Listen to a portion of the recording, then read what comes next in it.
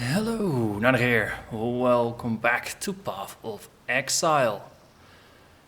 It's might be wondering why there's so many corpses around here, and that's because I was trying to run a little experiment. And because in the previous couple of episodes, you've heard me lament the fact that every time I get near one of the Perandus gang, the Golden Horde, the frame rate drop horde, however I'm calling it, that indeed my frame rate dips to far below 60, sometimes even into the 30s range. And I figured, like, okay, maybe I can do something about it. Maybe I can, reduce the graphical settings, because I'm running everything at the maximum. Well, reducing all the settings at the current resolution to the lowest settings, it really did not help all that much. I mean, if I'm running uncapped, I'm running at 250 to 300 frames per second. And no, that doesn't really change. But no, with the cap at 60, if I have all the settings on or off, it's the difference in actual combat against the Perandus Horde is negligible. Frame rate is still going to drop to something close to 30 or 40 frames per second.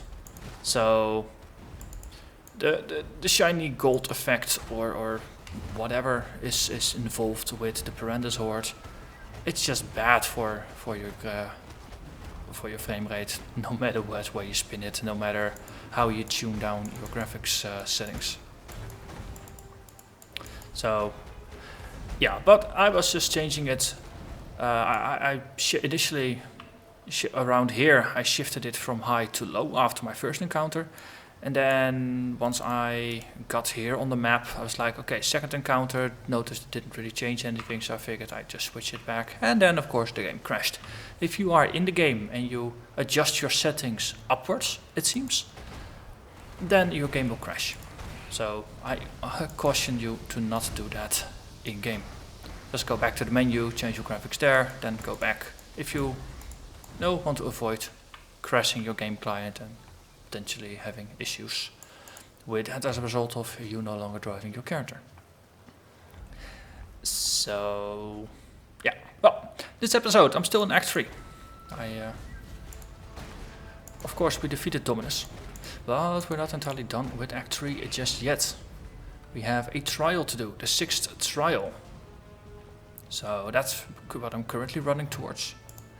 In addition to that, we have the labyrinth to do, which I'm gonna do in probably 2 or 3 episodes once we have completed the first half of Act 4. Just to get the skill points, get maybe 1 or 2 levels, find some more items, power up a little bit more. I think it's gonna be very, very useful. Hello there, Conqueror Worm. How are you doing today? Bit of a headache, you say? Yeah, I can understand. This build is completely smashing your face. So this episode, just tying up some loose ends here, doing the trial, and then afterwards we're gonna move over. Ooh, wow, you're a volatile Stormblood. That means I don't want to be anywhere near when you die. Okay, my timing was a bit off. On the upper hand, I only lost about a third of my life, so it could have been worse. Right. Push lever, run back. Go to the other side, probably also similarly. Pull lever. Open door. Go through. Touch thing. Ta-da! What a challenge! Wow! That was something on a completely new level. I'm kidding, of course. You want something? Completely not impressive. Oh wait, we are collecting these. Everything else is just random rares. So, and then just put everything else in the sorting bin. Good. time to move to Act 4 and have some fun with Vol and Brevol.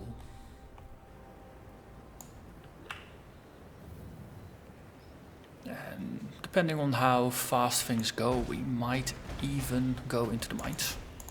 We'll have to see about that.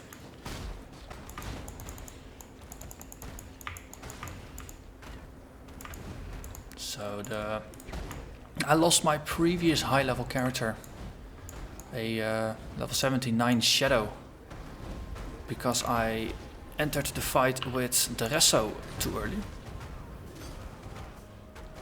Also, you're doing chaos damage. I really do not appreciate the chaos damage because it's the element I resist the least. So let's pop a amethyst flask.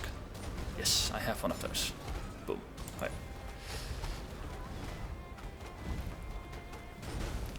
But I entered that battle a bit too early. I mean, it was a Shadow running energy shield evasion, so I had 0 armor. I had fortify. And I also I think I had endurance charges. No, I don't think so actually. It was not a build that was very strongly geared towards physical resist. So I lost there, and I got the tip afterwards to aim for at least 4000 life on the build before you attempt that fight. So I'm gonna stick to that advice. I mean, on top of just having a awful amount of physical damage reduction. I got 3 charges up and I'm at 71 already. Well, it's an indication, right? The damage you take, the armor and energy, and then the endurance charges are stacked. If you look at it, this is 87%, and then the damage reduction from fortify and arctic armor will stack on top as modifiers after the fact. So I did a calculation yesterday, and if I'm fully maxed, fully buffed up, then against the average damage of monsters that are my level, I should take hits of about 500 damage on average, and I only take 7% damage. I think it was 7%. Either 5 or 7%, but basically it was, I don't take a lot of damage. So that's a much better starting point already than my Shadow had. On top of that, I'm not relying on any energy shield and evasion for the majority of my protection, so Deresso's sword clouds should be way less harmful to me, because I'm actively mitigating the damage, and I actually have a fair bit of life regen and lifesteal going on as well. And I will be in Deresso's face, just hitting him, stunning him if I can, and leeching his life. So I'm way more confident about that battle than about the previous ones. On the other hand, the Piety and Malachi fights have me slightly worried because they do a lot of chaos damage, if I remember correctly, and that is, well, the opposite situation of my physical damage right now. See? Negative 74%. So rather than mitigating the damage, I take 50% extra damage.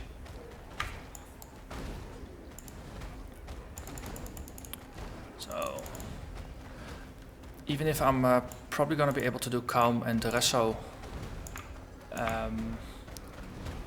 I'm not too worried about those fights, but the fights afterwards I'm even more worried about now. So I probably have to do some serious gearing before I undertake those things. But, you know, I'll probably hit the mines, then either do the labyrinth, or I will push through Calm and Deresso, and then I do the labyrinth. But I'm gonna save up the belly of the beast and all the fights in there until a much later point, when my chaos resistance is at least positive. Ooh, more life. I approve of more life. Almost 2700 life now.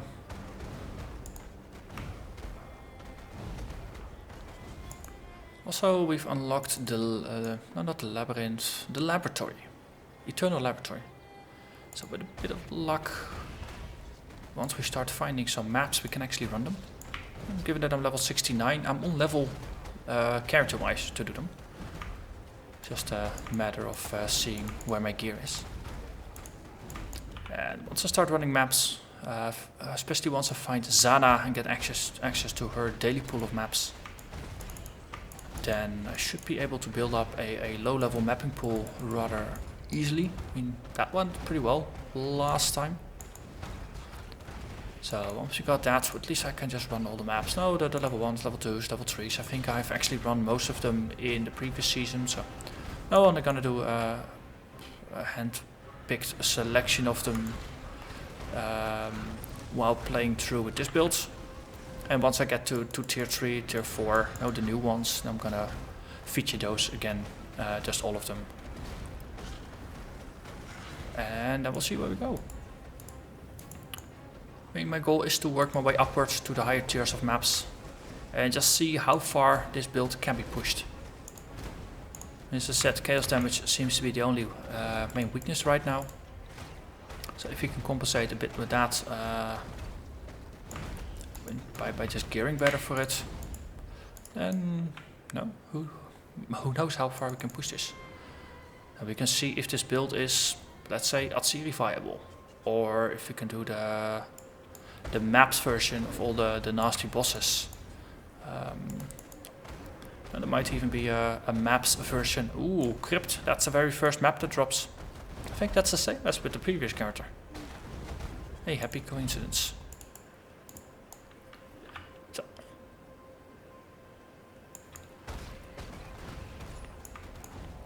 So from now on, I will be able to intersperse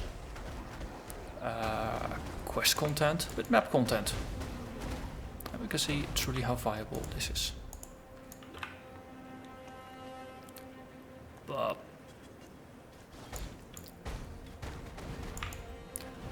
yeah, it also means that we're actually getting close to the end. Well, close to the end, but yeah, relatively close to the end of this series then.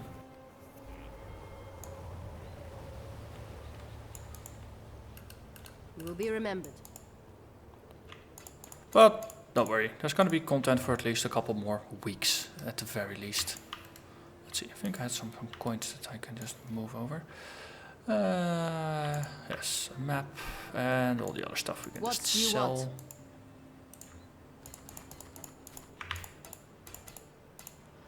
Okay, and that's some more stuff. Oh, nice. I can transform another stack of these into a stack of these with the daily quests. Let's do the Dried Lake. Let's say hello to Emperor Vol. Oh, previous Emperor Vol. Emperor of Purity. Had no respect for their land.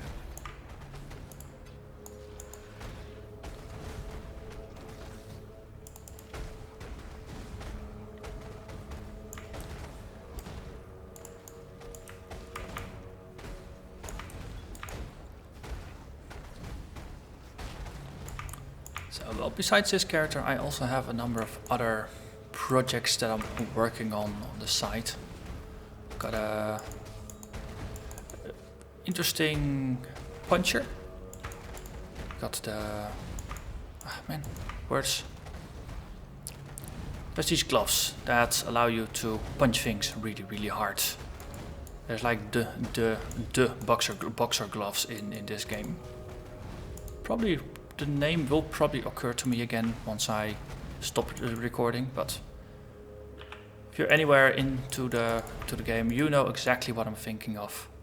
But I managed to buy those gloves off of Kadiro for I think about 1100 coins. It was actually a pretty good deal, and I think it rolled into like the upper 90 or 95% of rolls that you could have with it. So I got a pretty darn good roll out of it. And I made a duelist. And it's not the champion that everybody is playing, because Fortify is pretty easy to get, so I don't really care about putting Fortify on it for free.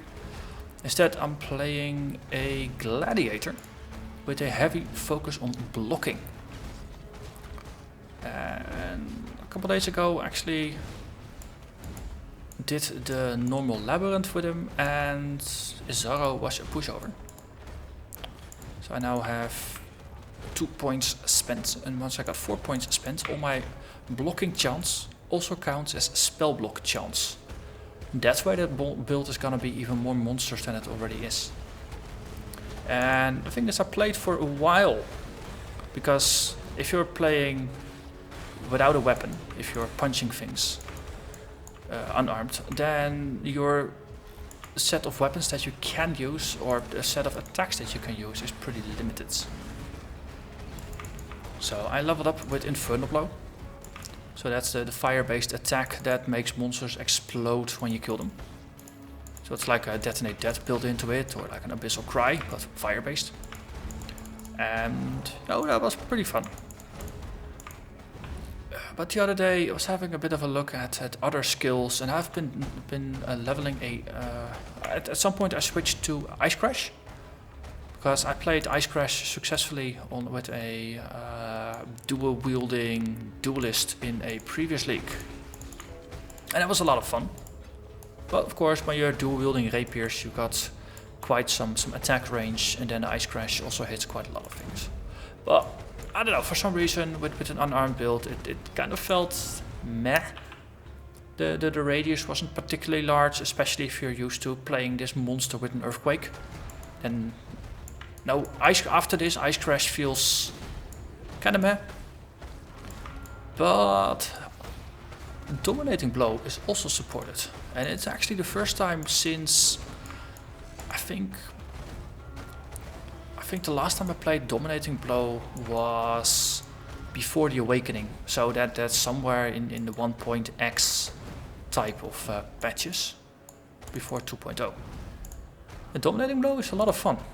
It's you punch things, and when you kill them, you resurrect them again for about 20 seconds as minions. Well, as quote-unquote minions. They're technically not minions, but they are on your side. And after 20 seconds they just disappear again, because you've already killed them. And that is a lot of fun to do. And it's relatively easy, at least with how I'm playing it, to get a swarm of like 20 or 25 minions around you that will just then happily do all the killing for you. So, and this morning, while I was taking a shower, I was also thinking about potential other things you could do with the build. And one of the things that occurred to me was Conversion Trap, which is also a skill that I have a fondness for it. It's not the most practical of skills, but it's a fun skill nonetheless. So with Conversion Trap, monsters that get hit by it, they get converted to join your team for, say, between 5 and 8 seconds. It's not a very long duration, but I was thinking, if I'm already converting the things that I kill to my side, some things you cannot kill. For example, the ghosts that Izaro summons in the labyrinth, you cannot convert those because they don't leave a corpse when you kill them. Same for other things that don't leave a corpse. Water elementals, anything. Oh, there's a couple of monster types that just don't leave corpses. But you can convert them if I'm correct. So I'm gonna think, if you have a level 1 cast more damage taken, combined with I think you can get a level 7 or a level 8 conversion trap with multiple traps. So anytime you take 500 points of damage, and I'm actually tanking this pretty well. That's happy for that. Yeah, it's always a good test. Can you tank this? Answer is yes.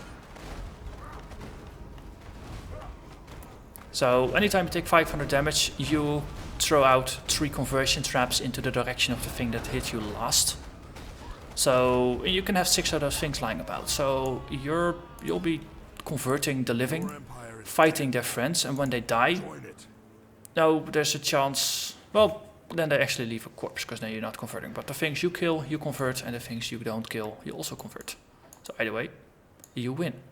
And it does help with battling things like ghosts and such, so then in the boss fight you will actually have minions helping you, acting as distractions. So that's something that I'm currently having fun with as just a fun build that I play when I'm just not feeling like recording. Maybe it's not late in the evening when I'm slightly tired or something. It's just a fun build to play, or when I'm playing with friends. Because of course then I don't play my YouTube characters, as I've come to call the characters that I play while recording. But it's fun. So I'm more and more convinced that I will end up doing a video on that build. For now, dubbing it the Ringleader. Because now it's like a bit of a brutish character that just punches the enemies into submission to join his team. And we'll see how far we can push that build. So I'm thinking once I got this character pushed further into the game, and I've reached the stage where I'm just running maps and building up a mapping pool, and there might not be a lot of new content because there's only so many times that you can watch me run the same maps. So then I might start mixing things up to like alternate days between one video on this build and then run another video, maybe just the progress of my Ringleader or some other character that's fun to play, just to get a bit of more variety in here. So I would love to hear your thoughts on that as well. So leave me a comment. What do you think? Would you like some more variety, or are you actually really happy just having just one video per day on this build, and just are you looking forward to just seeing a different map every day? Or let me know. I like to know what you as the loyal viewers think of it. Either way, I'll be playing Path of Exile and I will be having a lot of fun. But if an overwhelming majority of the people lean one way or another in terms to of what kind of content I make, then everybody will be more happy.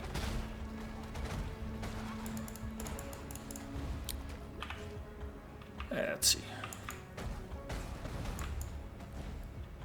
We already killed Nightwing, didn't we? That was in an earlier bit that we found him. I cannot carry this. What? I cannot carry this. That's just a lazy attitude, mister. That's a lazy attitude. You will carry this. Also, Earthquake. Yes. And we've mostly ended up back where we started. That's one of the things I like about this area. You can just run a circle and you just tag most of the important things. And it will be fun. Let's see. We can take the Dread's banner. Yes, now we can talk to Ojun. Also have to still speak with Diala. Lady Diala. Ta-ta. And we get a jewel. So, me being strength based, I probably want the red one. 10% increased damage, 12% increased physical damage with a two-handed melee weapon, 14% increased physical damage with swords, and 12% fire resistance. Wow, this is... If that 14% increased physical damage with swords had been maces, it would have been perfect for this build. Now, yeah, not so much. Because I'm not gonna switch to two-handed sword. I got too much invested into maces already. Of course. And I don't think Earthquake even works with swords. Yeah, it's axe, mace, or staff. So that's it. Okay, so that's gonna be it for this episode. Please let me know what you think of the ideas for. No, it's gonna be in a week or two. Once I'm actually into the mapping. If you want to see some more mixed up content, or if you just want me to keep going with this build and just see how far I can push it on a daily basis. Yeah. So with that, I'm gonna thank you very much for watching, and I hope to see you again next time. Bye bye.